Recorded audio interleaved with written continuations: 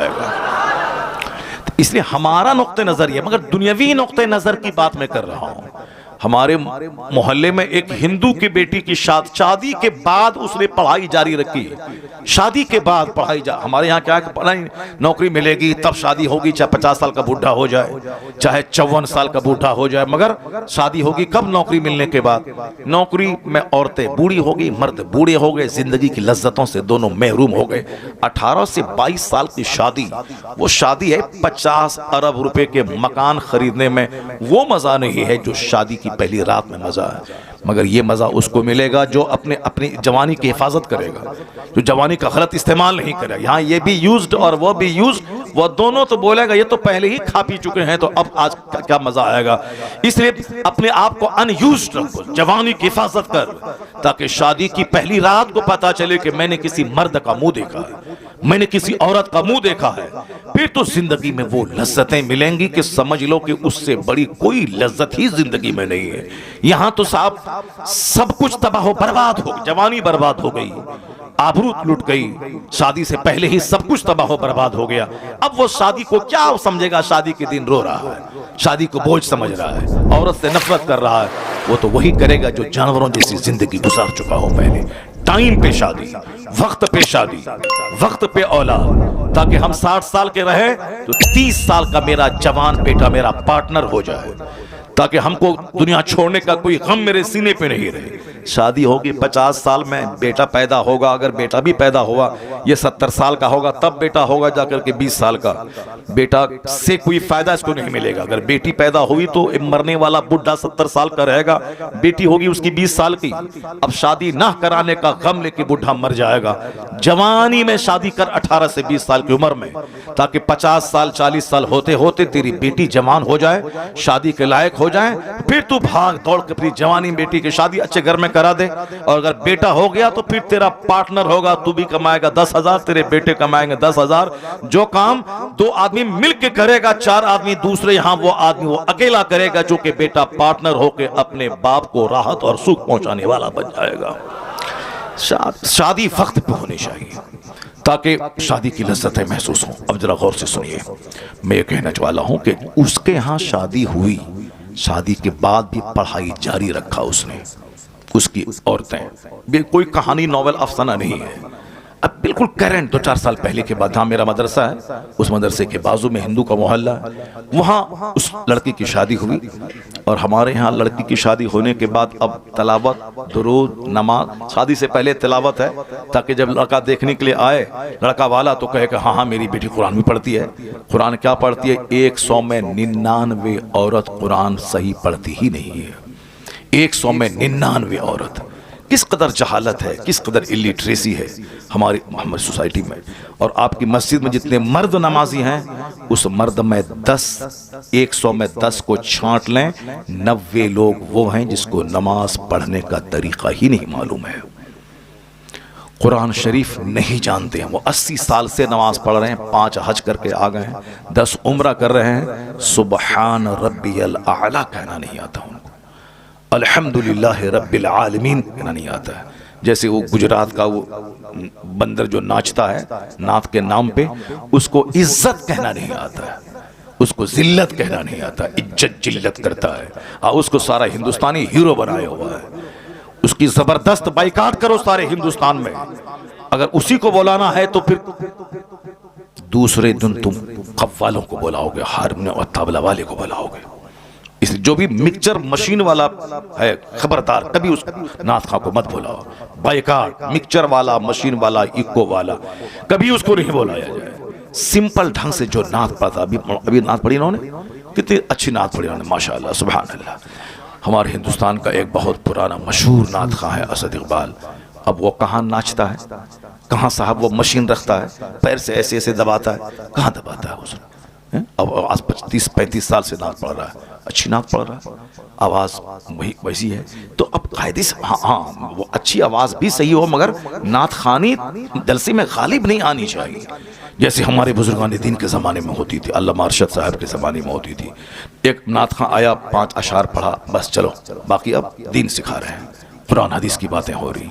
अब तो दीन की बातें दब गई, अब नात खानी सामने आ गई। ये अगर अच्छी नात भी पढ़े बंदा तो भी सीरत के जलसे में इस बात का ख्याल रहे कि नात खानी 10% हो, तकरीर 90% होनी चाहिए।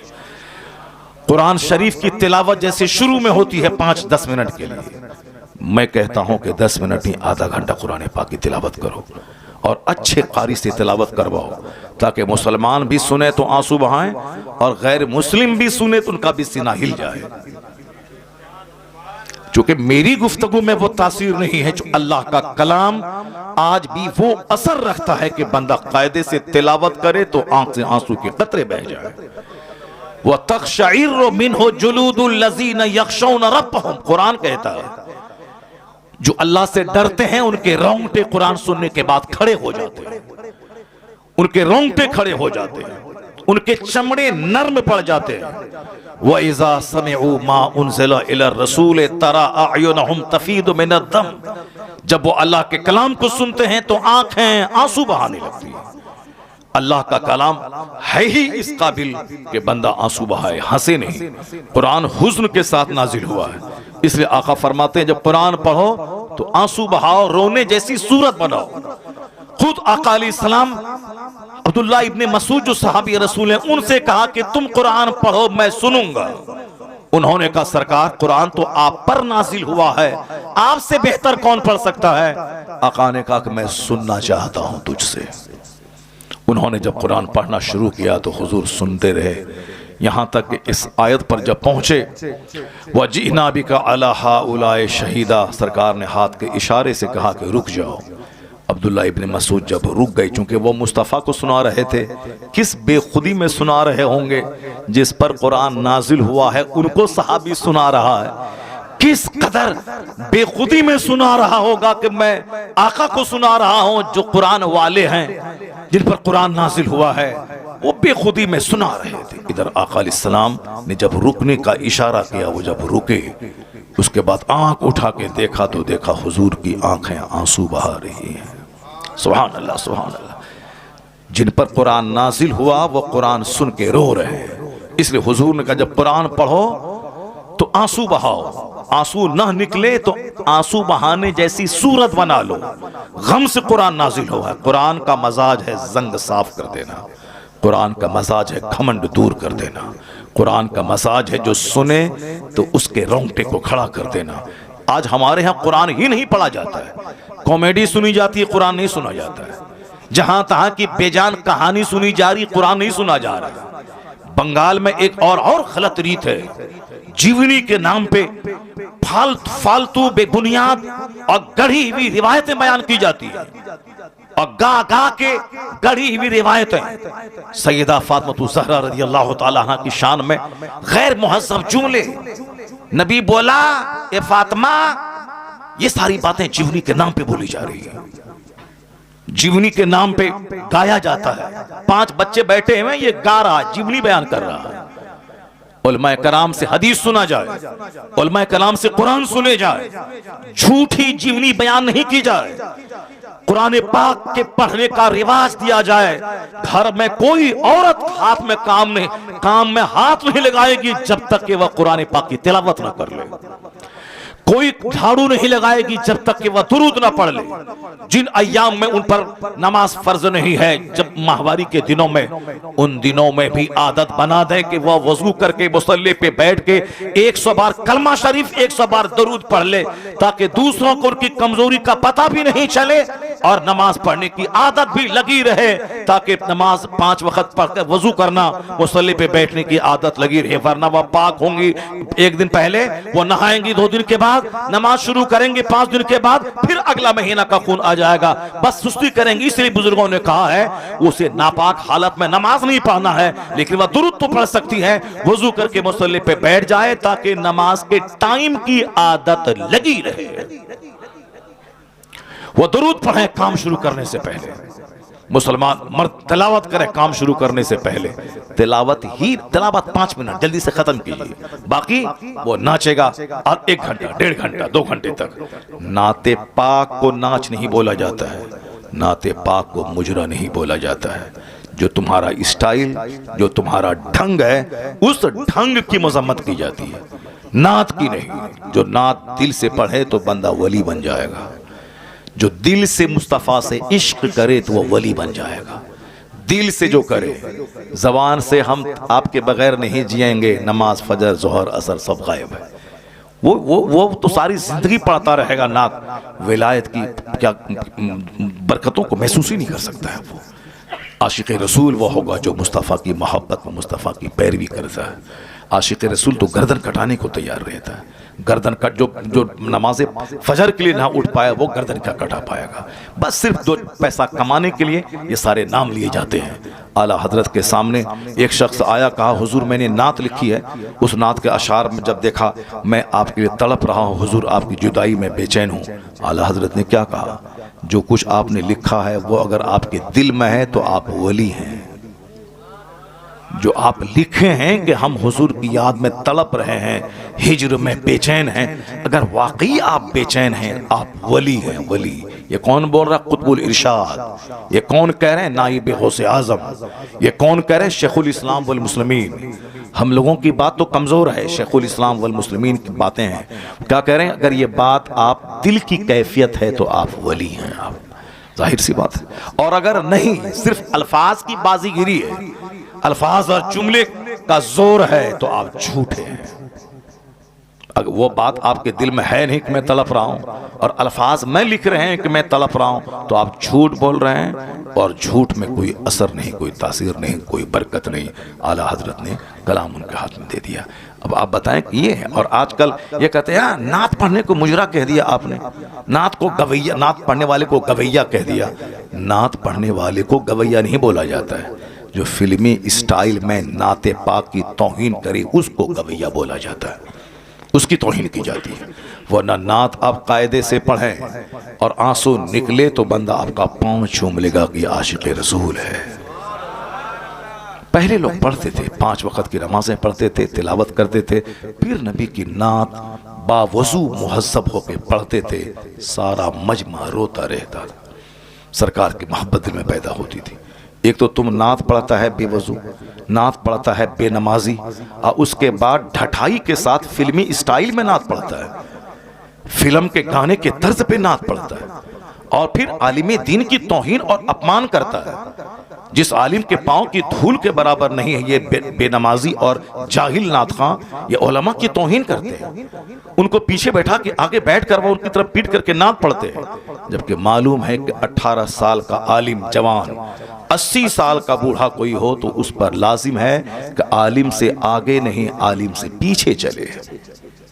हमसे कहते हैं दलील कहाँ है? दलील बहार शरीफ में सदरुल शरिया ने लिखा है, जो फ़िक़्ह इस्लामी की इंसाइक्लोपीडिया, उसमें यह बात दर्ज है। उसमें कहा गया है कि आलिम चाहे गैर आलिम चाहे जितनी उम्र के क्यों ना हो, 80 साल का ज़ईफ़ क्यों ना हो, उस पर लाजिम है कि 15 साल जवान आलिम के पीछे चले।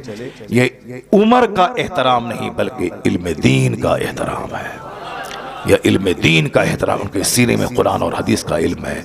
जैसी की तैसी कर डाली तुम लोगों ने जलसे की, और उसके बाद आज कोई टोक रहा है तो तुम उसके खिलाफ बोल रहे हो, उसके खिलाफ चल रहे हो। मैं मुबारकबाद देता हूँ हिंदुस्तान के इस गए गुजरे माहौल में भी तमाम मुफ्तियान कराम, तमाम आइम्मे कराम, तमाम उलमा, तमाम मशाइख को, जिन्होंने इस गए गुजरे माहौल में भी हक की हिमायत करके आलिम होने का हक अदा किया।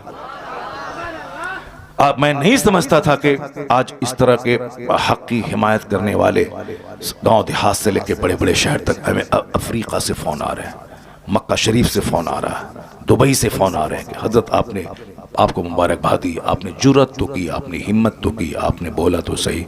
मैंने कहा शुक्रिया, कम से कम आपने बोला तो सही। हिंदुस्तान के बड़े बड़े मुफ्तियान कराम, और फिर पब्लिक की तरफ से फ़ोन आ रहे हैं। एक सेठ गुजरात का, उसने फ़ोन किया। एक आज एक इस्लामिया इंटर कॉलेज का एक प्रिंसिपल, उसका फ़ोन आया। आज पूर्णा का एक बहुत बड़ा सर्जन है डॉक्टर ख्वाजा नदीम, उनका फ़ोन आया। ये सारे लोग कहते हैं हज़रत हम लोगों के दिल में जो था वो आपने अपनी ज़बान से अदा कर दी। लाखों लोगों के दिल में यह बात थी कि ये अच्छा नहीं हो रहा है, हरा हरा हरा हरा हरा हरा हरा हरा क्या पैसों की बारिश हो रही, क्या है ये, क्या तमाशा हो रहा है।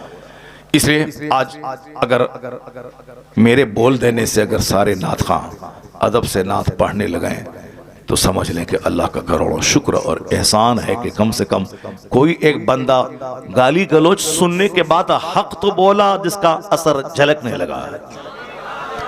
उसकी सुबह होकर एक महफिल में था, वहाँ एक बहुत बड़ा हिंदुस्तान का नात खां, वह सिर्फ एक नात पढ़ के बैठने लगा तो मैंने कहा कि एक कलाम और सुना दो। कल रात दिल्ली में था, वहाँ भी वो ऐसा नात खां था जो नात खां बहुत मशहूर है जुमाने में, वह भी अदब के साथ बैठ के नात पढ़ रहा था। अभी फोन आ रहा है दिल्ली से कि हजरत असर झलक रहा है, फिर कल एक फोन आया कि जैसे हुजूर असर झलक रहा है। कम से कम कुछ तो हुआ, फायदा तो हुआ। जिस दिन हमारा जलसा बाजारी नात खानों से खाली हो जाए, आलिम दीन की बात सुनने के लिए लोग बाहर से चल के पिंडाल भर देंगे, क्योंकि कुरान से बेहतर कौन सी बात है, हदीस से बेहतर कौन सा कलाम है। ये तो लोगों ने माहौल खराब किया। अल्लाह तबारक व तआला उन सबों को भी जो लोग बाजारी लबो लहजे में नाते पाक को बदनाम करते हैं, वह लोग भी कायदे से मुहज़्ज़ब होकर नात पढ़ने लगे। अल्लाह उन्हें अच्छे ढंग से नात पढ़ने की तौफीक अता फरमाए। चाहे 1000 अच्छी नात हो, मगर नात सिर्फ 5 से लेकर 10 मिनट बस। उसके बाद तकरीर, फिर एक नात, फिर तकरीर, फिर एक नात, जैसे पहले होता था बुजुर्गान दिन के ज़माने में होता था। ये तो अब चला है कि नहीं, हम एक ही बार पढ़ेंगे, चाहे 1 घंटा पढ़वा लो, चाहे 2 घंटा पढ़वा लो, एक ही बार पढ़ेंगे। तो उनको आप कहिए कि हम एक ही बार नजराना देंगे, एक बार नजराना देंगे। 5000 रुपये जो दे दिए तो बस, उसके बाद 30,000 रुपये फिर नहीं देंगे। वरना तुम हमारी महफिल में नात पढ़ने आ रहे हो तो मैं जैसे कहूँगा वैसे तुमको नात पढ़ना होगा। पैसा मैंने दिया है तुमको, और पैसा दिया है तो अब जैसे मैं कहूँगा वैसे करना होगा। एक नात पढ़ो, बैठ के तकरीर सुनो, फिर एक तकरीर के बाद बैठो नात सुनो, फिर उसके बाद नात पढ़ो, फिर तकरीर सुनो, फिर बैठो, फिर नात पढ़ो, सलात व सलाम पढ़ेगा, दुआ में शरीक होगा, फिर उसके बाद यहाँ से जाएगा। उसके बाद जो तुम्हारी उजरत है, जो मजदूरी है, वह तुमको दी जाएगी और जाओ। ये होना चाहिए। ऐसा नहीं कि अपनी बात चलाने के लिए कि वो जो उस दिन तमाशा हुआ, मैंने कहा था कि उनकी नात लास्ट में पढ़ना, पहले तकरीर करवा लो, मजमा है बड़ा, दिन का पैगाम पहुंचवा दो। वो बोला नहीं नहीं, हम एक ही बार पढ़ेंगे, चाहे पहले पढ़ें कि बाद में पढ़ें, 1-2 बार नहीं पढ़ेंगे, एक ही बार पढ़ेंगे। तो उनकी बात मान लिया, मेरी बात नहीं मानी। जलसा वाला उनकी बात मान लिया, मैंने कहा था तकरीर पहले करवाओ, मेरी बात नहीं मानी। उन्होंने कहा उनकी बात मान ली। तो जाहिर सी बात है, नीयत जहाँ खराब होगी तो बरकतें कहाँ से जाहिर होंगी। आलिम दीन को सम्मान देना होगा, दीनी गुफ्तगू को इज्जत देनी होगी। अब जरा गौर से सुनिए मेरी बात जो मैं कह रहा हूँ। मैं कह रहा हूं कि साहब, हमारे यहाँ शादी के बाद एक गलत ट्रेंड है कि अब पढ़ाई बंद, अब सिर्फ खाना बनाना, बच्चा पैदा करना, झाड़ू लगाना, उसके बाद सब मुताला, सब नमाज वगैरह सब बंद। जबकि मरते दम तक बंदा को इल्म हासिल करते रहना चाहिए। आया है उतलबुल इल्म मिनल महद इलल लहद, obtain knowledge from the cradle to the grave. मां की गोद से लेके कब्र की गोद तक इल्म हासिल करते रहो और हर दिन नई नई चीज सीखते रहो, यहां तक कि मौत आ जाए। एक बहुत बड़ा स्कॉलर अंग्रेज का, वो हवाई जहाज से सफर कर रहा था। जब जहाज डूबने लगा तो हिंदुस्तान का एक स्कॉलर उनके बारे में पढ़ चुका था कि बहुत बड़ा पढ़ा लिखा आदमी है वो भी इसी जहाज से सफर कर रहा है। तो उस जहाज में जब हर तरफ हंगामा बपा था, आहो फुगा गिरियाओ सारी, चूंकि जहाज डूबने वाला, सब लोग मर जाएंगे। ये हिंदुस्तान का स्कॉलर, देखें कि इतना बड़ा थिंकर है, फिलोसफर है, वो इसी जहाज से सफर कर, देखें उनका क्या हाल है इस टाइम में। सारे लोग तो रो रहे हैं, पीट रहे हैं कि अब मैं मर जाऊंगा। देखें उस बड़े फिलोसफर जिनकी एक एक बात में जिंदगी मिलती है, जिनका एक एक सेंटेंस वेटी वजनदार होता है, प्रेशस कीमती होता है। जरा उनसे पूछें, देखें उनका क्या सिचुएशन है इस मौत जब सामने नाच रही है, कश्ती डूबने वाला है। वो जब गया उसके कमरे में, हवाई जहाज, ये पानी वाले जहाज में, देखा कि वो किताब की स्टडी में लगा हुआ है। क्या बात है, किताब पढ़ रहा। कहा सर, तूफान की जद में है जहाज, सारे मुसाफिर रो रहे हैं, सामने मौत नजर आ रही है और आप इस खौफ की घड़ी में किताब का मुताला कर रहे हैं। क्या कहा उस बंदे ने वो यूरोप का रहने वाला, हम लोग तो सिर्फ घचड़ घचड़ बात करने वाले हैं, टाइम बर्बाद करने वाले हैं, सिर्फ दूसरों की गीबत शिकायत करने वाले हैं, अपनी बुराई दूर करके अच्छाई पैदा करने का ट्रेंड तो हमारे अंदर है नहीं। जो अच्छा काम कर रहा है उसकी टांग खिंचाई हमारे अंदर है। वो यूरोप का दानिश्वर क्या कह रहा है? इसीलिए तो मैं किताब पढ़ रहा हूं। अब जहाज डूबने वाला है, हम लोग मरने वाले हैं, कम से कम मरने से पहले पहले इल्म तो हासिल कर रहे हैं। अल्लाह समद, कम से कम मरने से पहले पहले एक चैप्टर तो पढ़ ले, मरने से पहले पहले एक इल्म तो हासिल कर लें। इसीलिए तो पढ़ रहा हूं। हालांकि जहाज डूबा नहीं, बिल्कुल उलट पुलट करके तूफान की जद में आकर के बस किनारा मिल गया और जहाज बच गया। अगर नहीं बचता, मर जाता, तो ये बात हमको कैसे मालूम होती? क्योंकि जो उस जहाज पे सवार था उसने जहाज से बचने के बाद तब स्टेटमेंट दिया। ये देखें स्टडी करने वाले लोग कैसे कैसे होते हैं, मौत के वक्त में भी मुताला करते हैं। और यहां शादी हुई, पढ़ाई बंद, शादी हुई, दुआए कुनूत तक याद नहीं। शादी के बाद जो गांव देहात के मकतब में पढ़ाने वाले मौली साहब से, मुंशी जी से जो पढ़ा था, अलम तरा कैफ़ फ़अल रब्बुका बिअस्हाबिल फील अलम यजअल लहू फ़ी तज़लील वरसलम तरबिल, जो मकतब के मुंशी से पढ़ा था, उसी तरह की हमारी बेटियां मरते दम तक पढ़ती रहती हैं, हमारे बच्चे मरते दम तक उसी तरह पढ़ते रहते हैं। ये नहीं कि अब जिंदगी बची है शादी के बाद, कम से कम वक्त है तो चलो ट्यूशन पढ़ करके अच्छे कारी से कम कुरान पाक की 20 सूरतें, जो तरावी की नमाज में जब मैं तन्हा पढ़ूं तो कम से कम 20 सूरतें, कम से कम 10 ही सही अलम तरा कैफ़ा से लेके कुल अऊज़ु बिरब्बिन नास तक ठीक से पढ़ लें, ताकि नमाज सही हो जाए।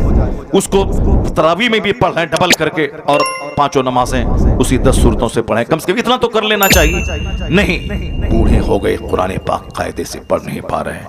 जरा देखें, वो हिंदू की बेटी शादी जवान हो चुकी थी, शादी हो गई, शादी के बाद अपने शौहर से कहा, शौहर से बोली कि मैं स्टडी जारी रखूंगी, आपकी खिदमत में कोई कमी नहीं होगी, मैं आपकी वाइफ हूं, मैं टाइम निकाल के मैं स्टडी करूंगी। तो शौहर ने कहा हाँ ठीक है, स्टडी करो।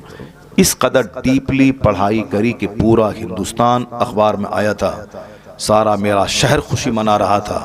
हिंदू तो खुशी मना ही रहे थे, मुसलमान भी उसकी मेहनतों की दाद दे रहे थे कि शादी होने के बाद, एक बच्चा होने के बाद भी पढ़ाई जारी रखी। वह ब्लॉक डेवलपमेंट ऑफिसर भी बन गई, बीडीओ ब्लॉक डेवलपमेंट ऑफिसर बन गई वो।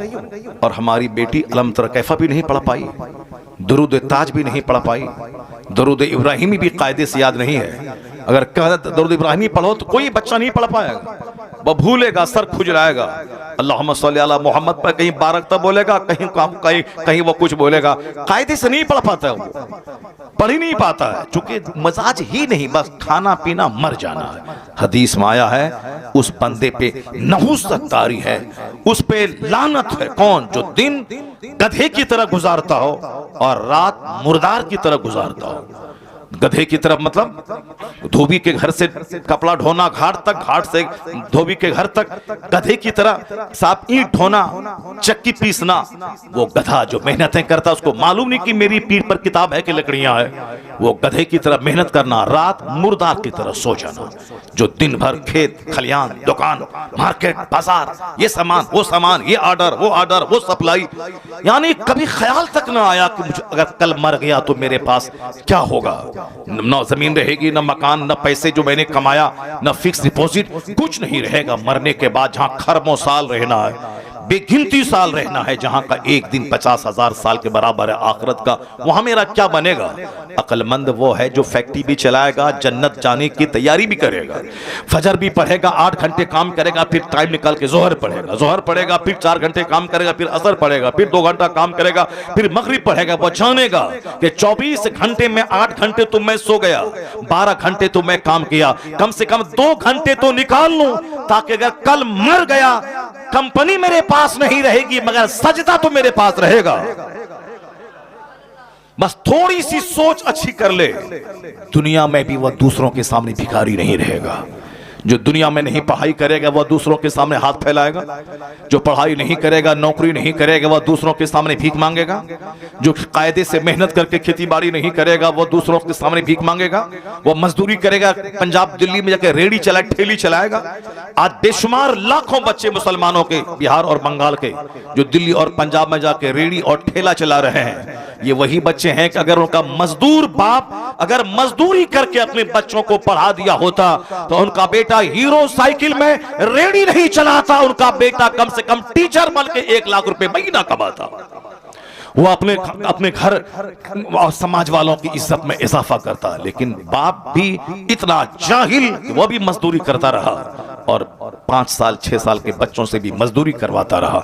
एजुकेशन, दुनिया की तालीम जरूरी है दुनिया में खुशहाल रहने के लिए, दुनिया की तालीम जरूरी है यहां खुशहाल होने के लिए। बहुत सारे जमींदार जमीन बेच बेच कर मकान बनाते हैं, जमीन बेच बेच कर बुलेट खरीदते हैं, जमीन बेच बेच कर अपनी बेटी की शादी करवाते हैं। कोई भी काम पड़ा जमीन बेचा, कोई बीमार पड़ा जमीन बेचो, मकान बनाना है जमीन बेचो, 5 साल के बाद रंग पेंट करना है जमीन बेचो। अब बाप की जमीन पाई थी, अपना तो ना इल्म हासिल किया, ना हुनर सीखा, ना ठीक ढंग से खेती बाड़ी कर रहा है। अब कोई बड़ा काम आ गया तो जमीन बेच बेच कर बड़ा बनना चाहता है, बुलेट खरीद के जमीन बेच के पेट्रोल डालता है वो। लेकिन उसी समाज का गरीब मजदूर का बच्चा जो उनके घर में मजदूरी कर रहा था, वह पढ़ पढ़ करके दारोगा बन गया, लॉयर बन गया, बैरिस्टर बन गया, मास्टर बन गया, ब्लॉक डेवलपमेंट ऑफिसर बन गया। अब वो जमीन इसकी खरीद रहा है, अब वह साहब अच्छे आलिशान बंगला कमा के बना रहा, जमीन बेच के नहीं, जमीन खरीद करके वो एक इज्जत की रोजी गुजार इज्जत के साथ जी रहा है। तो जितने उलमाए कराम पैदा हुए गरीब घर के, आज उस गांव के मालदारों से बेहतर उनकी जिंदगी हो रही। या इल्म है जो उससे ताकतवर बना दिया, या इल्म है जो उसको घर बना दिया, या इल्म है जो उसको इज्जत के साथ रहने का माहौल अता किया। और जमींदारों का बेटा जमीन बेच बेच कर कंगाल हो गया। बाप के पास 100 बीघा जमीन, उनके 5 बेटे, अब 20 बीघा में जमीन बढ़ 20 बीघा, अब उनके 4 बेटे 5 बीघा, उनके 2 बेटे 5 बेटे 1 बीघा। अब उसके बाद बेटे कंगाल हो गए। अब जो सिर्फ जमीन पे आधारित और आश्रित रहेगा कि बेच बेच के खाएंगे, तो 100 बीघा जमीन तो पड़ पोता तक आते आते 1 कट्ठा भी नहीं रहेगा, 1 कट्ठा जमीन नहीं मिलेगी। तब क्या करेगा? जो इल्म हासिल करेगा, मेहनत करेगा, पढ़ेगा, लिखेगा, उस जमीन को बेच के बच्चों को पढ़ाएगा। अगर वह 100 बीघा वाला रहेगा, बच्चा पढ़ लिया तो 500 बीघा जमीन खरीद के जमीन में इजाफा कर देगा। ये काम गैर मुस्लिमों के यहाँ होता है। एक साहब शादीशुदा खातून ब्लॉक डेवलपमेंट ऑफिसर बन गई और हमारी बेटियां हैं बस बीमारी का टुकड़ा बनी हुई है, गैस्ट्रिक का मर्ज है, पैर में दर्द है, घुटने में दर्द है, आंख में दर्द है। यानी जो काम नहीं करेगी वह बीमार तो पड़ेगी, जो 5 वक्त की नमाज नहीं पढ़ेगी वह बीमार तो पड़ेगी, जिसको सुबह सवेरे खाना था फजर के बाद वो खाएगी, 12 बजे नाश्ता करेगी, बीमार तो पड़ेगी, गैस्ट्रिक का मर्ज तो होगा। अब साहब उसकी आंख की बीनाई कमजोर तो होगी जो वक्त पे खाना नहीं खाएगी। हर आदमी को अपने लिए सोचना होगा कि मैं क्या खाऊं, किस खाने में कितनी ताकत है, कौन सी ग़िज़ाएं ताकतवर ग़िज़ाएं हैं, इस्तेमाल करना होगा, टाइम का इस्तेमाल करना होगा। जो टाइम का इस्तेमाल नहीं करेंगे सही बीमार तो पड़ेंगे। अब डॉक्टर मुरली मनोहर जोशी जो भाजपा का कैडर लीडर है, उसने कभी कहा था, कानपुर के एक योगा के शिविर में कहा था, स्वस्थ रहने के लिए योगा करें। और योगा का जितना तरीका हिंदुस्तान में है, उन्होंने कहा था रामदेव का जिसका भी तरीका हो वो सारे तरीके एक तरफ। उन्होंने कौन कहा था? कौन? हिंदू, गैर मुस्लिम, आरएसएस का कैडर लीडर, भाजपा पार्टी का 3 पिलर, उस 3 पिलर में से एक आडवाणी, एक अटल बिहारी वाजपेयी, एक डॉक्टर मुरली मनोहर जोशी। ये 3 पिलर हैं भाजपा पार्टी की, बीजेपी के। वो मुरली मनोहर जोशी भाजपा का कैडर लीडर, वो बोला था कि योगा करना वक्त की जरूरत है, प्रधानमंत्री से लेकर चपरासी तक सारे लोग योगा करें ताकि हिंदुस्तान तंदुरुस्त लोगों का मुल्क हो जाए, वरना हिंदुस्तान बीमारों का मुल्क कहलाएगा। तंदुरुस्त रहें, योगा करें। और आगे क्या कहा? योगा का तरीका अलग अलग है, रामदेव का अलग, दूसरों का अलग। हाथ उठाओ, हाथ नीचे करो और सांस लो, सांस तेज तेज छोड़ो, पसीना बहाओ, खुली फजा में जाओ, नाक पर ध्यान केंद्रित करो। कहा सारे तरीके अपनी जगह, मगर वह भाजपा का कैडर लीडर क्या बोला? ये मैंने दूसरे ही दिन अखबार में ये रिपोर्ट मैंने पढ़ी, ऐसा नहीं कि व्हाट्सएप यूट्यूब में किसी से सुन लिया तो मैं बोल रहा हूं। एक दिन पहले शिविर लगा था योगा का, और उस दिन उनके भाषण को अखबार में उसको कोट किया गया। मैंने दूसरे ही दिन कानपुर रेलवे स्टेशन पे मैंने उस अखबार को पढ़ा, पहले पेज पे वह रिपोर्ट मौजूद थी। रिपोर्ट क्या थी? मनोहर जोशी ने कहा योगा के जितने तरीके हैं वह सब एक तरफ, कहते हैं मेरी निगाह में इस्लाम के पैगंबर ने जो 5 वक्त नमाज का तरीका सिखाया,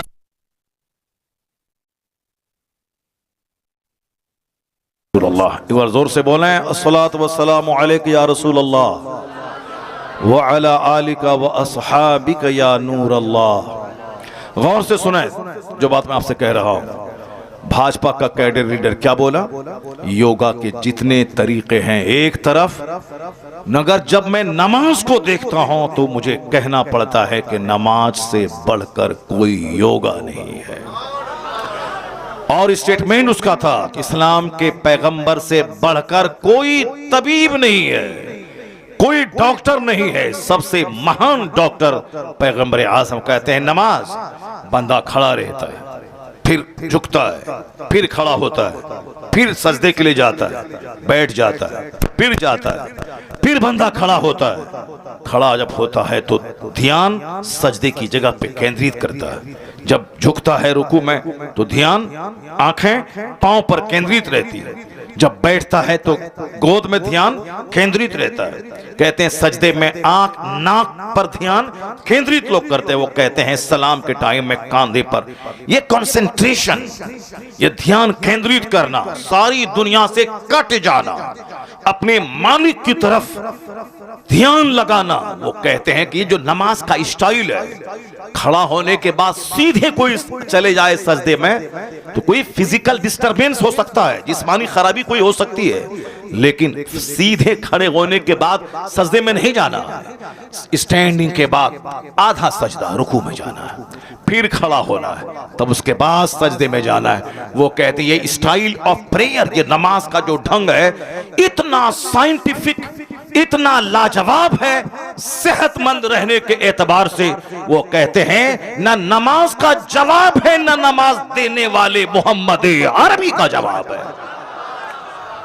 ये छोटा मोटा पढ़ा लिखा बंदर क्या जाने, ये रामगिरी जैसा आदमी जो महाराष्ट्र का, जो हमारे पैगंबर के खिलाफ बोला, ये जाहिल क्या जाने।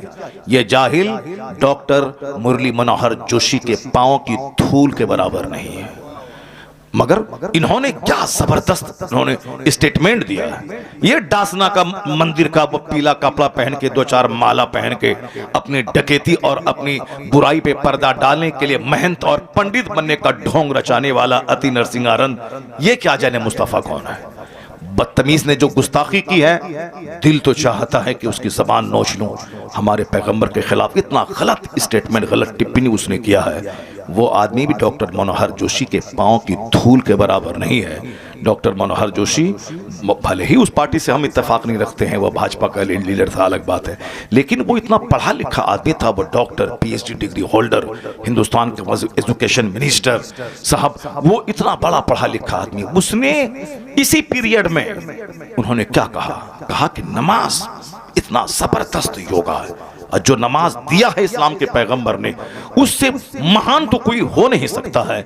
इसलिए ए मुसलमान, सड़क चलते रास्ता गली कूचे का कोई कुत्ता अगर भौंके, तुम्हारे पैगंबर के खिलाफ बोले, तो तुम्हें सबका जवाब देने की जरूरत नहीं है, बस अनसुनी कर दे। एक पागल था जो बक रहा था, कोई बहुत बड़ा पढ़ा लिखा अदीब, डॉक्टर, साइंटिस्ट, अगर वो खिलाफ बोल रहा है तो हमारा साइंटिस्ट, हमारा अदीब, हमारा राइटर, हमारा मुसन्निफ उसका जवाब देने के लिए काफी है। हर चलते फिरते आदमी का जवाब देने के लिए प्रोटेस्ट करना जरूरी नहीं है। ये तो घंटी बजा के 2-4 पैसा कमाने वाला, इसकी कोई औकात नहीं कि मेरे पैगंबर के खिलाफ बोले। बस समझ ले कि कोई गली कूचे का कोई मजनू है जो इस तरह का बयान दे रहा है। अलबत्ता याद रही बात, हम इसकी बात देखें कि हिंदुस्तान नहीं बल्कि यूरोप के, अमेरिका के पढ़े लिखे लोगों की बात में सुनो। तुमने सुना होगा डॉक्टर माइकल हार्ट, जो अमेरिका का सबसे पढ़ा लिखा आदमी, 1978 की बात है। आज से 40 साल पहले उस बंदे ने एक किताब लिखी थी, उसका नाम है द 100। वो किताब आज तक छप रही है, हिंदुस्तान के तमाम बुक स्टॉल पे मौजूद है। उस किताब में उन्होंने ठाना था कि मैं दुनिया की सबसे बड़ी महानतम 100 आदमी 100 पर्सन एमिनेंट पर्सनालिटीज पर मैं स्टडी करूंगा उनकी जिंदगी का, फिर उनका मैं सिलेक्शन करूंगा जो इस धरती का ये 100 क्रीम लोग जिन्होंने दुनिया को अपने से कुछ दिया, समाज में परिवर्तन लाया, दुनिया के बड़े लोगों की सूची में कामयाब तरीन लोगों की फहरिस्त में उनका नाम है। वह 100 लोग कौन है, मैं उनको छांटूंगा और 100 में रैंकिंग करूंगा कि अव्वल पे कौन, 2 में कौन, 100 में कौन। मैं उसकी क्वालिटी की बुनियाद पर रैंकिंग करूंगा। मोहब्बत का दखल ना होगा, अकीदत का दखल ना होगा, मजहब का दखल ना होगा। वरना डॉक्टर माइकल हार्ट क्रिश्चियन था, कहा मैं किसी भी तरह मजहब को दखल ना होने दूंगा।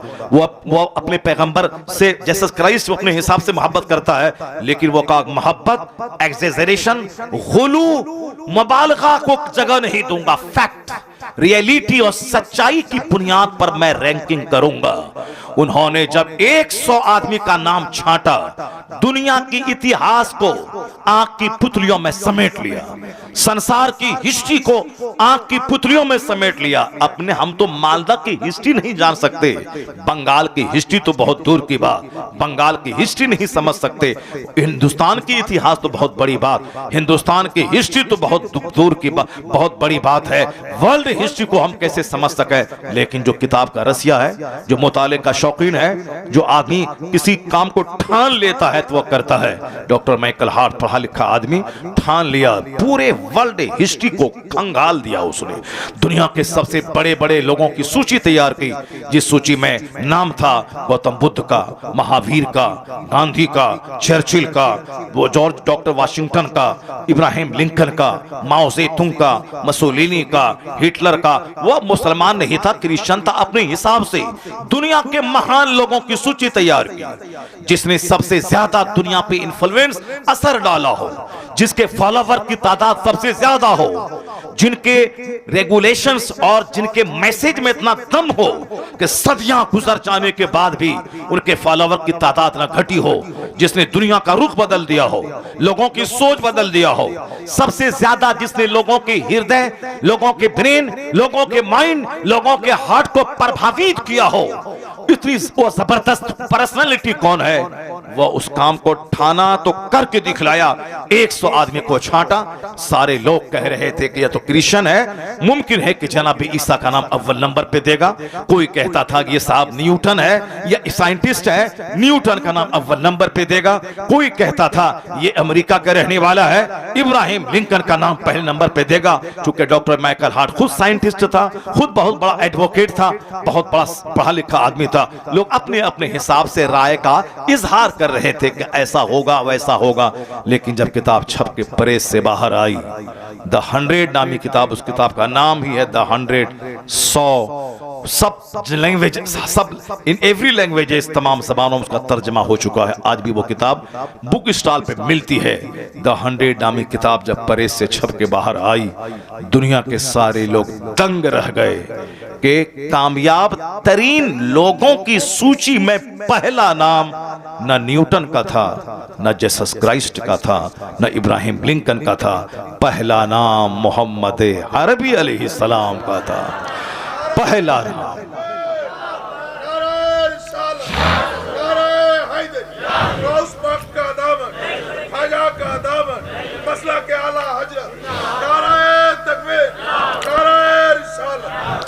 उस किताब को हिंदुस्तान की तमाम बड़े बुक स्टॉल पर किताब मौजूद है। ये नरसिंहानंद उस किताब को खरीद के पढ़े, नहीं खरीद के पढ़ना चाहता तो वो बोले हम उसको किताब भिजवा देते हैं। डॉक्टर गिरी साहब रामगिरी वो किताब पढ़े, वो इन जैसे करोड़ लाखों लोगों को जो पढ़ा सकता है और जिसको इसकी धूम सारी दुनिया में इसकी सलाहियत की है। उन लोगों ने क्या हमारे पैगंबर के बारे में लिखा, उन्होंने कहा क्या लिखा उन्होंने, he was the only man in history who was supremely successful on both levels, religious and secular। वो कहते हैं कि ह्यूमन हिस्ट्री का वो एकलौता आदमी था मोहम्मद अरबी अलैहिस्सलाम, जो सियासत और मजहब दोनों सतह पर सबसे ज्यादा कामयाब तरीन शख्स हुआ। ही वॉज ओनली मैन, तनहा आदमी, एकलौता आदमी, who became who was supremely successful, यानी जो सबसे ज्यादा कामयाब हुआ इस रूए जमीन में, मजहबी तौर पर भी सियासी तौर पर भी। एक ऐसी गवर्नमेंट दुनिया को दी जिस गवर्नमेंट में अमीर गरीब काले गोरे सबको समान अधिकार दिया, सबों की राय से हुकूमत चलेगी, अपनी हुकूमत नहीं चलाई जाएगी बल्कि बंदों पर, बंदों के खालिक की हुकूमत चले, के कानून की हुकूमत चलेगी, जिसको आमतौर पर अपनी जबान में लोग अपने हिसाब से डेमोक्रेसी कहते हैं। वह कहते हैं जमहूरियत, प्रजातंत्र, जहां काले गोरे का फर्क मिट जाए, सारे अमीर गरीब सब बराबर हों, सबको समान अधिकार मिले। वो कहते हैं ये कानून अगर किसी ने नाफिज किया है दुनिया में तो उसका नाम मोहम्मद अरबी अलैहिस्सलाम है। वह एकलौता आदमी है जो साइंटिफिक, जो साइंस, जो मजहबी तौर पर और सियासी तौर पर कामयाब हुए हैं, ये उसने कहा। और मालूम है हिंदुस्तान के एक हिंदू लीडर डॉक्टर सरोजनी नायडू वो क्या कहती है? वो कहती हैं I have been struck over again and again to see this indivisible unity of Islam. When the azan is sounded, the worshippers are gathered, the peasant and the king stand side by side together. The best embodiment of democracy can be seen 5 times a day in the mosque.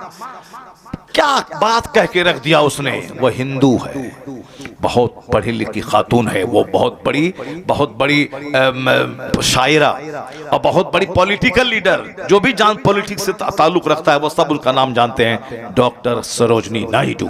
वो लिखती हैं कि मैं जब मुसलमानों की मस्जिदों पे नज़र दौड़ाती हूँ, मैं हैरत में पड़ जाती हूँ कि हर जगह डेमोक्रेसी, प्रजातंत्र का ढंढोरा पीटा जा रहा है, अमीर गरीब काले गोरे सब बराबर। वो है कहाँ दुनिया में? ये 5 वक्त मुसलमानों की मस्जिदों में देखने को मिल जाता है, 5 वक्त मुसलमानों की मस्जिदों में देखने को मिल जाता है। वो क्या कहती है? व्हेन द अजान इज साउंडेड, जब अजान दी जाती है। अजान की बात आगे तो एक बात मैं बता दूं, अजान की आवाज़ सिर्फ मुसलमान नहीं सुनते हैं, गैर मुस्लिम भी सुनते हैं। जब गैर मुस्लिम दुनियादार सारे लोग सुनते हैं तो इमाम से ज़्यादा अच्छी आवाज़ वाला मुअज्जिन होना चाहिए, इसलिए कि जब वो अजान 5 टाइम पुकारे तो मुमकिन है कि बहुत सारे गैर मुस्लिम का सीना हिल जाए, वो अजान सुन के कलमा पढ़ के मुसलमान हो जाए। मेरे मोहल्ले की मस्जिद में मुअज्जिन अलग है। मोहल्ले का एक बच्चा 10th में पढ़ता है, 10th में या 11th में पढ़ता है। वो बच्चा कभी कभी अजान देता है, वो 11वीं में पढ़ता है, मैट्रिक पास कर चुका है या मैट्रिक का एग्ज़ाम देने वाला है। अजान जब देता है तो हिंदुओं का घर आसपास में है, गैर मुस्लिमों का, उनके घराने की औरतें भी काम काज छोड़ के अजान सुनने लगती हैं और वो दूसरों से कहती हैं, क्या कहती हैं? वो कहती हैं कि वो बच्चा बड़ा अच्छा अजान देता है। और एक मुसलमान औरत थी, वो जब अजान बच्चा देता था तो वह रोने लगती थी। वो ट्रांसफ़र हुआ उसके शौहर का, वो शहर से बाहर चली गई और वहाँ से हर महीने, क्योंकि वो मौज़िन नहीं होते, स्कूल में पढ़ता है बच्चा, स्कूल में पढ़ाता है, लेकिन अजान कभी कभी देता है, तो वो वहाँ से हर महीने उनके लिए 1000 या 2000 रुपये महीना वह भेजती है कि तुम्हारी अजान बड़ी अच्छी लगती है, ये पैसा तुम्हारे लिए तोहफा के तौर पर है। तो अब हमारा मौज़िन कैसे अजान देता है? अल्लाह, वो कैसे, जो पुराना सब मौज़िन है, न तलफ़्फ़ुज़ ठीक है, हाँ हाँ हाँ। अब अपने लोगों को भी बुरा लगता है, गैर मुस्लिमों को भी बुरा लगता होगा। अब कमेटी वाला उसको निकालता नहीं, बोलता कैसे निकालें, वो तो 25 साल से दे रहा है, 30 साल से दे रहा है, 30 साल से दे रहा है, तो उसको रिटायरमेंट दे करके उसको टाका महीना दो उसको। तुम 5000 मिलता था तो 2500 देंगे, तुम अपना घर में रहो, बूढ़ा हो गए, रिटायर कर गए, अब रहो। स्कूल में तो 60 साल के बाद टीचर रिटायर कर जाता है, और तुम जब 30 साल से अजान दे रहा है तो अब तो कम से कम आराम करो, ठीक से आराम करो, ये पैसा ले लो 2000। अब अजान देगा वो जिसकी आवाज़ सुन के काफिरों का भी सीना हिल जाए। इस पर कोई तवज्जो नहीं देता है। अब वो पॉलिटिक्स होती है, अब हम कहते हैं कि साहब मौज़िन ज़बरदस्त अजान वाला हो ताकि बेनमाजी को नमाज पढ़ने के लिए मस्जिद की तरफ चला जाए। हम लोग बचपन से नमाज सुन रहे हैं, नमाज अजान सुन रहे हैं, 54 साल उम्र हो गई हमारी, 4 साल माइनस कर दे 50 साल, सब बात मालूम है। लेकिन आज भी आवाज़ अच्छी अगर किसी की है, अजान देता है तो आज भी पलकें भीग जाती हैं, आज भी आदमी सकते में पड़ जाता है। तो अजान एक रिप्रेजेंट एक मुजाहिरा है, एक एग्जीबिशन है हमारी सलाहियतों का, हमारी दीनदारी का, और उसको सब सुनता है। इसलिए मौज़िन किसी सूरत में कमजोर नहीं होना चाहिए। जबरदस्त मुकाबला कंपटीशन हो, 50 मौज़िन को बुलाया जाए, जिसकी आवाज सबसे ज्यादा खूबसूरत हो, अच्छी तनख्वाह देकर के उसको मौज़िन मुकर्रर करे। मैं कहूंगा कि उसकी अजान इस्लाम की तरफ बुलाने में इंपॉर्टेंट रोल अदा करेगी उसकी अजान। अब सरोजनी नायडू क्या कहती हैं, जरा गौर से सुनिए। वो कहती हैं, I have been struck over again and again to see this indivisible unity of Islam. मैं इस्लाम की जो यूनिटी, इत्तेहाद का जो मुजाहिरा है, मैं उसको देखकर हैरत में पड़ जाती हूँ। जब मैं मुसलमानों की मस्जिदों को देखती हूँ, अजान होती है, नमाजी जमा होते हैं, the peasant and the king, किसान और बादशाह, हल जोतने वाला फार्मर उसको पीजेंट कहते हैं, किंग बादशाह राजा। अब वह हिंदू खातून गैर मुस्लिम लीडर वो क्या कहती हैं कि अजान होती है, नमाजी जमा होते हैं, तो कहती हैं वो कि बादशाह और किसान ये दोनों एक सफ में खड़े हो जाते हैं। बादशाह और फार्मर, गुलाम और आका एक सफ में खड़े होते हैं। काले गोरे का फर्क मिट जाता है, अमीर गरीब का फर्क मिट जाता है। बादशाह के बाजू में कोई हल जोतने वाला किसान खड़ा हो, कोई बुरा नहीं माना जाता है। मालिक के बाजू में नौकर खड़ा हो जाए, कोई उसको हटा नहीं सकता है। वो कहती हैं कि the best embodiment of democracy, प्रजातंत्र क्या है? Democracy is the government of the people, for the people, by the people. यानी प्रजातंत्र की परिभाषा यही है कि हुकूमत अवाम की, अवाम के लिए, अवाम के जरिए, इसी को कहते हैं डेमोक्रेसी। वो कहती हैं कि डेमोक्रेसी है कहां?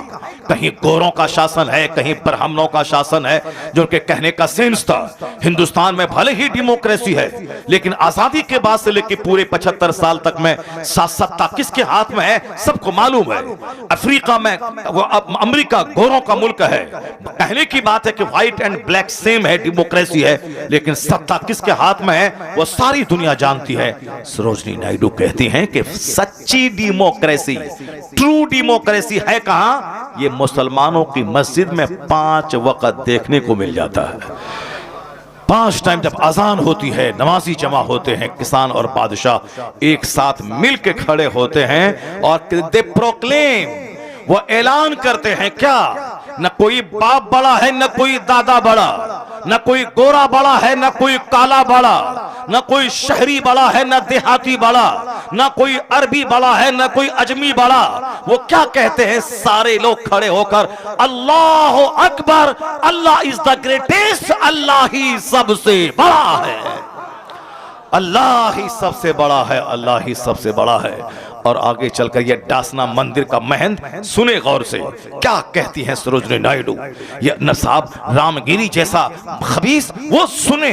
इसी हिंदुस्तान के एक महान हिंदू औरत वो क्या कहती हैं? वो कहती हैं, you find in London an Indian, an Algerian and a Turk, India is the motherland of fun, Turkey is the motherland of another, but when they stand in prayer it makes man instinctively a brother. क्या गजब की बात कह दी उस खातून ने। वह हिंदू औरत क्या कहती है? वो कहती हैं कि लोग लंदन में जाते हैं, अब इंडिया से लोग गए, अल्जीरिया से लोग आए, तुर्की से लोग आए, जबान अलग, इंडिया की जबान अलग, तुर्की की जबान अलग, अल्जीरिया की जबान अलग, मुल्क अलग, जबान अलग, और अलग अलग काम से लोग लंदन गए हैं, कोई घूमने, कोई पढ़ने, कोई बिजनेस करने। मुल्क अलग, काम अलग, जबान अलग, मगर when they stand in prayer, लेकिन जब ये मुसलमान नमाज के लिए खड़े होते हैं लंदन में, इंडियन, अल्जीरियन और तुर्की का रहने वाला, जबान अलग, मुल्क अलग, कौम अलग, लेकिन जब नमाज का टाइम हुआ और ये सब मिलके जब नमाज के लिए खड़े होते हैं तो वो कहती हैं कि it makes man instinctively a brother. ऐसा लगता है ये मुस्तफा का दिया हुआ कानून नमाज ये मुसलमानों को भाई भाई के बंधन में बांध देता है। अब कोई ना अल्जीरियन ना इंडियन, सब गुलाम मोहम्मद है।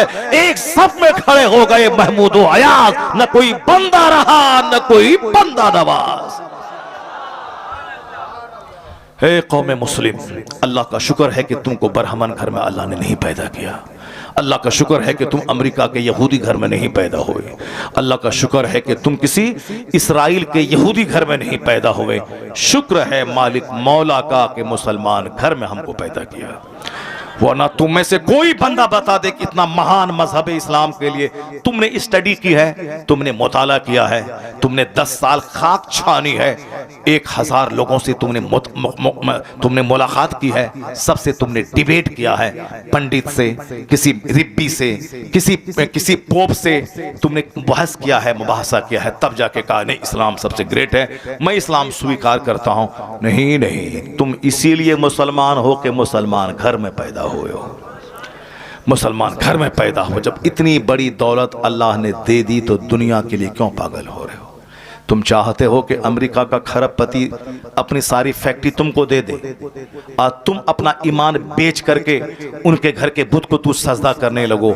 अगर मोमिन हो तो तुम यही बोलोगे तेरी खरबों की प्रॉपर्टी पे थूक देता हूं, इस्लाम का सौदा नहीं करूंगा।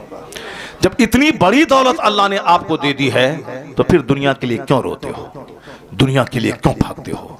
दुनिया के लिए क्यों परेशान होते हो? जब इतनी बड़ी दौलत अल्लाह ने दी है तो दुनिया ना होने का शिकवा क्यों करते हो?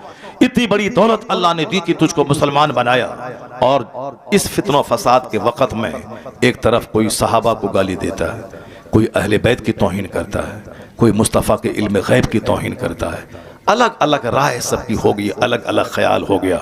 दुनिया की मोहब्बत ने सबको पागल बना दिया, जबकि अल्लाह रब्बुल इज़्ज़त ने अपने महबूब को जो बुलंदी दी है, कुरान गवाह है, हदीस गवाह है। मगर कुछ लोग हैं कि सरकार दो जहां में कलमा पढ़ने के बावजूद ऐब निकालते, कहते हैं कि इल्म नहीं, इल्म गैब नहीं है।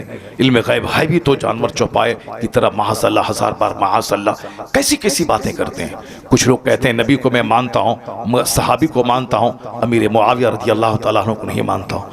कुछ लोग कहते हैं कि इमाम हुसैन बादशाहत के लिए मैदान करबला गए थे और जंग की और वहाँ शहीद हो गए। वहाँ अब क्यों गए थे वो, जब बड़े बड़े सहाबा मक्के में मौजूद थे? क्यों? अपनी अकल लड़ाते हैं।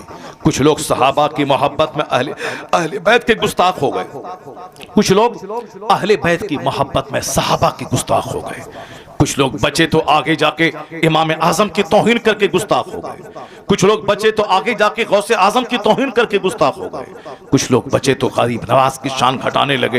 यानी अलग अलग राय, अपनी अपनी राय लगाने लगे। बैठे बैठे कुछ नहीं करना तो खैनी गुटका खाना है, तकिया लगा के बैठना है और अपने दिमाग के हिसाब से सोचना और समझना है, ये हो गया तो वो हो गया। अरे हुजूर ने कहा कि सहाबा की इज्जत करो, मेरे सहाबा सितारे की तरह है, जिसकी तू पैरवी करेगा हिदायत पा जाएगा। ब्लाइंडली आंख बंद करके मान ले सारे सहाबा हक पे हैं, सारे सहाबा जन्नती हैं। अब किसी एक की तखसीस क्यों करता है? अमीर मुआविया रज़ी अल्लाह तआला अन्हु के खिलाफ जबान क्यों खोलता है? अब उन्होंने मुस्तफ़ा के सहाबी हैं, बख्शे अल्लाह ने बख्श दिया है। मुस्तफ़ा ने कहा कि वो हिदायत याफ्ता है, वह नूर हैं, सितारे की मानिंद हैं। तो मान लेने अपनी अपनी अकल को वहां मत लड़ा, लेकिन अक्ल लड़ा के कोई नबी की तौहीन करके काफिर हो गया, कोई सहाबा की तौहीन करके रास्ते से भटक गया, कोई अहले बैत को गाली दे के रास्ते से भटक गया, कोई इमाम आजम की तौहीन करके भटक रहा। इस फितनो फसाद के वक्त में अगर तुम ईरान के यहूद राफिजी घर में पैदा हो गए होते, पानी पी पी के सिद्दीक उमर उस्मान रज़ी अल्लाह अन्हुम अजमईन को गाली देते। अल्लाह का शुक्र है राफिजी घर में नहीं, सुन्नी घर में अल्लाह ने पैदा किया। तुमने रिसर्च नहीं किया कि वहाबियत ठीक है, सुन्नियत ठीक है, कि कादियानियत ठीक है। कौन जो बहुत सारे लोग कहते हैं कादियानी काफिर है, वो मुताला ही नहीं किया, बस मौलाना साहब कहते हैं तो वो भी कह रहा है, आला हजरत ने कहा तो वो कह रहे। मौलाना लोग, जो मौलवी साहब लोग, मेरे जैसे बहुत सारे मौलवी हैं जो उनकी किताबों को नहीं पढ़ा, बस कह दिया आला हजरत काफिर है, वहां आंख बंद करके, मुताला नहीं किया है। लेकिन अगर ये कादियानी घर में पैदा हो गया होता, ये भी सारी जिंदगी नबूवत के ऐलान करने वाले गुलाम अहमद को नबी मानता, और फिर सुन्नी मुसलमानों को वो कम पढ़ा लिखा और गरीब और पस्त कहता। मगर हम लोग आज अगर टनाटन सुन्नी हैं तो हमारा कोई रोल नहीं है, बस रोल किसका है? फजले इलाही का है कि हमें राफिजी फैमिली में नहीं, सुन्नी फैमिली में पैदा किया है। अब भी तो मान ले कि तुझसे बड़ा धनवान कोई नहीं है, तुझसे बड़ा मालदार कोई नहीं है, तुझसे बड़ा मालदार कोई नहीं है। इस नेमत का तो शुक्र अदा कर कि खरबपति राफिजी है और हम गरीब सुन्नी हैं, खरबपति काफिर है, हम गरीब मुसलमान हैं। इसका तो शुक्र अदा कर, इसका तो शुक्र ये अदा करके रात भर सजदा करके शुक्र अदा करेगा तो भी इस नेमत का शुक्र अदा ना हो पाएगा। चूंकि एक काफिर चाहे दुनिया में 50 घर बना ले, 50 टन सोना खरीद ले, मरने के बाद जब वो जाएगा क़यामत में, वहां दायमी तौर पर आग उसका मुकद्दर है, वहां कुछ काम नहीं आएगा, खरबों साल आग में चलता रहेगा। और मुसलमान अगर ये दुनिया में किराए के घर में रहा, फुटपाथ पे सोता रहा, गरीब रहा, लेकिन ईमान सलामत रहा कि अल्लाह एक है, मुस्तफा मेरे सरदार हैं, कुरान हक है, क़यामत हक है, आखिरत हक है, नमाज रोज़े हज व ज़कात हक है, यानी कहीं भी किसी भी तरह से इस्लाम की तौहीन न करे, पैगंबर आज़म की तौहीन न करे, और इसी हालत में मर जाए तो दुनिया में 70 साल 70 मिनट के बराबर नहीं है, 80 साल 80 सेकंड के बराबर नहीं है। जितने लोग यहाँ बैठे हैं, पैदा हुए परसों, कल जवान हुए, आज बूढ़े हो गए। हमारा ये 55 साल कैसा लग रहा है? वैसा लगता है जैसे परसों पैदा हुए, कल पढ़े लिखे और आज दाढ़ी के बाल सफेद हो गए। वक्त गुजरने में देर लगता है, द टाइम फ्लाइज, ये वक्त उड़ रहा है। अभी ईद की नमाज हम लोगों ने पढ़ी, अब आने वाले ईद की तैयारी शुरू है, 2 महीने के बाद रमजान है। अब हम लोगों ने प्रोग्राम लिखा, जब अब आगे दिसंबर, जनवरी, फरवरी के लास्ट 26 तारीख तक प्रोग्राम बुक है। अब 1 मार्च से रमजान शुरू है। अब मदीना जाने की तैयारी कीजिए, रमजान में साहब हाफिजों से बात कीजिए। अब खत्म हो गया, यानी अभी ईद की नमाज से फारिग हुए हैं, अभी ईद आ रही है। क़यामत की निशानी है कि वक्त बड़ी तेजी से गुजरेगा, साल 1 महीने की तरह लगेगा, महीना हफ्ते के बराबर लगेगा, हफ्ता 1 दिन के बराबर लगेगा, और 1 दिन जैसे कोई आग चिंगारी भड़की और बुझ गई, अभी सुबह अभी शाम। ये क़यामत की निशानी है कि वक्त बड़ी तेजी से गुजरेगा। ये निशानी आ गई है, कब मर जाएंगे कहना मुश्किल है। अब अल्लाह रब्बुल इज्जत का शुक्र अदा करे कि ये दुनिया में गरीब रहें, मोहताज रहें। अगरचे मोहताज रहने इस्लाम पैगाम नहीं देता। ज़कात का कानून है कि कमाओ 1 लाख, साल में 2500 अल्लाह की राह में अपने गरीब भाई को दे दे। कमाओ 1 करोड़, 1 करोड़ माल तेरा पाक रहेगा, तुम सिर्फ 2.5 लाख, 100 लाख तेरा, 100 लाख में 98,50,000 तेरा, और 2.5 लाख तेरी गरीब बहन, तेरे गरीब भाई, तेरे गरीब पड़ोसी, तेरे गरीब रिश्तेदार। अल्लाह रब्बुल इज्जत के नाम पे ज़कात कानून पर अमल करते हुए अपने गरीब भाई बहन को दे दे, माल भी बढ़ेगा, वहां जन्नत भी मिलेगी। तुम दे, 1 करोड़ दिया है तो 2.5 लाख निकाल उस अल्लाह की खातिर, अल्लाह का हुक्म मानते हुए अपने गरीब भाई को दे दे। तेरा गरीब भाई खाएगा, माल भी बढ़ेगा, सवाब भी मिलेगा। दौलत कमाना अगर हराम होता तो भी ये कानून ज़कात नाज़िल नहीं होता, ये नहीं होता। पता चला 1 करोड़ कमाना जायज है, 2.5 लाख निकाल, तेरा माल पाक है। तो हम 1 अरब कमा ले, 1 अरब कमाल, 2.5 करोड़ निकाल, तेरा माल पाक हो जाएगा, 40वां हिस्सा ज़कात में निकाल। ये कानून ज़कात बताता है कि माल कमाओ नमाज के साथ, माल कमाओ सच्चाई के साथ, माल कमाओ तिलावत के साथ, माल कमाओ उसूल पर अमल करते हुए। बेशुमार लोग हैं नमाज पाबंदी, तहज्जुद, इशराक, चाश सब पढ़ते हैं और बिजनेस करते हैं। बेशुमार लोग हैं झूठ नहीं बोलते, अरबों में खेलते हैं। बेशुमार लोग हैं साहब दौलतों के अंबार पे 105 मंजिला फ्लैट में रहते हैं और कोई नमाज नहीं छोड़ते हैं। अल्लाह ने दौलत दी है, कड़ाके की सर्दी में गीजर ऑन किया, गर्म पानी से नहाया, फजर की नमाज पढ़ने चला गया। अल्लाह ने पैसा दिया है, घर में एसी लगाई और चिलचिलाती गर्मी में जोहर की नमाज एसी चला के आराम से मस्जिद में पढ़ रहा है। अल्लाह ने जब माल दिए है, लगाओ मस्जिद में एसी। अल्लाह ने माल दिया है, लगाओ घर में एसी। अल्लाह ने माल दिया है, लगाओ अपने बाथरूम में गीजर, ताकि कोई फजर कज़ा ना होने पाए, कोई जोहर कज़ा ना होने पाए। जाड़े के मौसम में गर्मी का मजा ले, गर्मी के मौसम में ठंडे पानी का मजा ले। इस अगर पैसा नहीं रहेगा तो गीजर कहां से खरीदेगा, पैसा नहीं रहेगा तो एसी कहां से लगाएगा, पैसा नहीं रहेगा तो अपने घर में हीटर कहां से लगाएगा। इसलिए माल कमा, ज़कात निकाल, नमाज़ें पंजगा ना पढ़, यहां भी आराम से रह, और जब मरेगा तो मुस्तफा की जन्नत में आराम से चला जाएगा। और अगर दुनिया में नहीं पढ़ेगा, नहीं लिखेगा, नहीं मेहनत करेगा, नहीं मुशक्कत करेगा, भाग दौड़ नहीं करेगा, तो दूसरों के सामने हाथ फैला के भिखारी रहेगा। सर ढकेगा, पाँव खुलेगा, पाँव खुलेगा, सर ढकेगा। मकान बनाएगा तो प्लास्टर नहीं कर पाएगा, प्लास्टर करेगा तो बैंक का कर्जा लेगा। अगर बैंक का कर्जा लिया तो गाड़ी कैसे लेगा, अगर खाना खाएगा सुबह तो शाम कैसे खाएगा, बच्चों को कैसे पढ़ाएगा, रिश्तेदार घर में शादी होगी तो कर्जा लेकर के उनको कपड़ा लेके उनकी शादी में जाएगा। पैसा नहीं रहेगा तो रिश्तेदार का ताना सुनेगा, पैसा नहीं रहेगा तो समाज में गरीबी का ताना दे के तुझको लोग उद्धृत करेंगे। इसलिए दुनिया में पैसा कमा, इज्जत से रह। पैसा कमाने का मतलब खूब मेहनत से पढ़, नौकरी लड़ाई करके ले ले। 18 घंटे पढ़, 15 घंटे पढ़, 12 घंटे पढ़, अपने और पढ़ता रह। नौकरी लड़के ले ले, डीएम बन, ऑफिसर बन, प्रोफेसर बन, ब्लॉक डेवलपमेंट ऑफिसर बन, मुहद्दिस बन, फकीह बन, मुआलिम बन, खतीब बन, अब राइटर बन। अगर काश्तकार है तो फिर नमाज रोजे की साय में अच्छी खेतीबाड़ी कर, मेहनत कर, एक साल में 5 फसलें उगा। बिजनेस कर, अच्छी बिजनेस कर, नमाज के साथ। जो फजर पढ़ के जा दुकान में, जोहर पढ़ के जा दुकान में, आंधी तूफान आए दुकान खोल, बिजनेस कर, खेतीबाड़ी कर, काम सीख ले, हुनर सिखा दे, नौकरी कर, आला तालीम दिला, ताकि दुनिया में ज़कात निकाल, सदका फित्र निकाल, कुर्बानी कर, गरीबों मिस्किनों का इलाज करवा, दूसरों गरीबों की मदद कर, मस्जिद में दे, मदरसा में दे, यहां भी खुशहाल रह। अब दुकान जाएगा तो रोजी मिलेगी, अब मस्जिद जाएगा तो मरने के बाद जन्नत मिलेगी।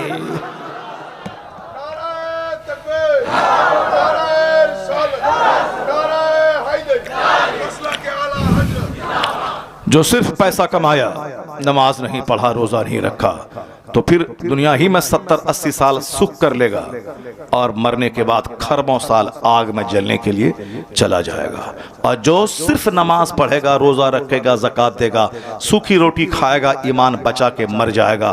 चलो कम से कम 70-80 साल दुख काटा, कम से कम अब खरबों साल जन्नत में जाके आराम करेगा। लेकिन अगर ये भी थोड़ी सी मेहनत करेगा, मुशक्कत करेगा, भागदौड़ करेगा, नमाज पढ़ेगा, दुनिया भी यहाँ भी आराम से रहेगा, मरने के बाद आराम से रहेगा। ये थ्योरी हमारी नहीं है, ये थ्योरी हमारे परवरदिगार की है।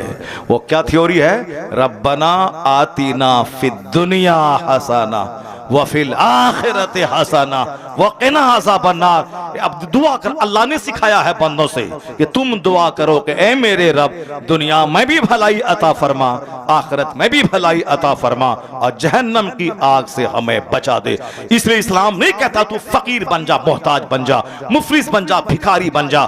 नहीं, इस्लाम का कानून ज़कात हमें मालदार बनने की तालीम देता है। इस्लाम का कानून सदकात फित्र हमें मालदार बनने की तालीम देता है। सदका फित्र उस पर वाजिब है जो साहिब निसाब हो, ज़कात उस पर फर्ज है जो साहिब माल हो, हज उस पर फर्ज है जो साहिब इस्तिताअत हो। पैसा रहेगा 5 लाख तब न बंदा हज को जाएगा, वरना हज के तड़पता रहेगा या दूसरों के सामने भीख मांगता रहेगा कि आप पैसा दीजिए हम मदीना जाएंगे, सेठ साहब पैसा दीजिए हम मदीना जाएंगे। मैं कहता हूं क्यों भीख मांग के मदीना जाता है? भीख मांगना खुद हराम है, हज के लिए सवाल करना यह भी हराम है। क्यों मांगता? हज फर्ज नहीं है तो हज की तमन्ना दिमाग में मत पाल। नमाज से पंजगाना फर्ज है, 5 टाइम पढ़, नमाज पढ़, ये हज से बड़ा फर्ज है नमाज पंजगाना। नमाज पढ़ता नहीं है, अब मदीना जाएंगे, मदीना जाएंगे, ये दिमाग में तमन्ना पाले हुआ है। नमाज पढ़ पहले, और हर नमाज फर्ज है तुम पर, हज फर्ज नहीं है। तो जो फर्ज है वह करता नहीं है, जो फर्ज नहीं है उसके लिए बेचैन हो रहा है। इसका मतलब है कि यह तमन्ना शैतानी तमन्ना है कि फर्ज जो है वो अदा करता नहीं है, और जो फर्ज नहीं है उसके लिए बेचैन हो रहा है। यह तमन्ना शैतानी तमन्ना है। हाँ, जो फर्ज अदा करने के बाद तमन्ना करे इलाही असबाब पैदा फरमा दे ताकि तेरा हरम देख लूं, तेरे महबूब का दयार देख लूं, तो मालूम है तुम्हें जब तुम दिल की तड़प के साथ मदीने की हाजिरी की तमन्ना रखेगा फराइज व वाजिबात की अदायगी के साथ, तो वही होगा मुफलिसी में भी मदीने का सफर हो जाए जिस पे सरकारे दो आलम की नजर हो जाए।